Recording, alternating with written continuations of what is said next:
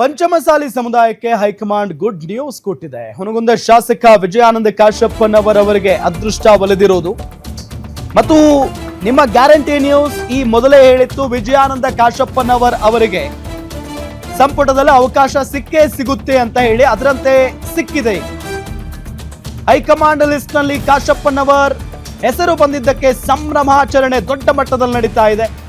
ಕಾಶಪ್ಪನವರ್ ಸ್ವಗ್ರಾಮ ಆವರಗಿಯಲ್ಲಿ ಸಂಭ್ರಮಾಚರಣೆ ಮಾಡಲಾಗ್ತಾ ಇದೆ. ಇಳಕಲ್ ನಗರದಲ್ಲೂ ಕೈ ಕಾರ್ಯಕರ್ತರು ಜೊತೆಗೆ ಅವರ ಅಭಿಮಾನಿಗಳು ಸೆಲೆಬ್ರೇಷನ್ ಮಾಡ್ತಾ ಇದ್ದಾರೆ.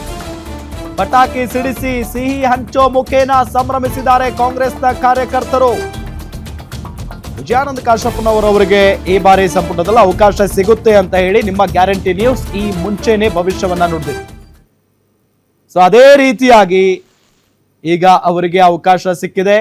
ವಿಜಯಾನಂದ ಕಾಶಪ್ಪನವರ್ ಅವರ ಅಭಿಮಾನಿಗಳು ಸಿಹಿ ಹಂಚಿ ಪಟಾಕಿ ಸಿಡಿಸೋ ಮುಖೇನ ಸಂಭ್ರಮಾಚರಣೆಯನ್ನ ಮಾಡ್ತಾ ಇದ್ದಾರೆ. ದೃಶ್ಯದಲ್ಲಿ ನಿಮಗೆ ತೋರಿಸ್ತಾ ಇದ್ದೀವಿ.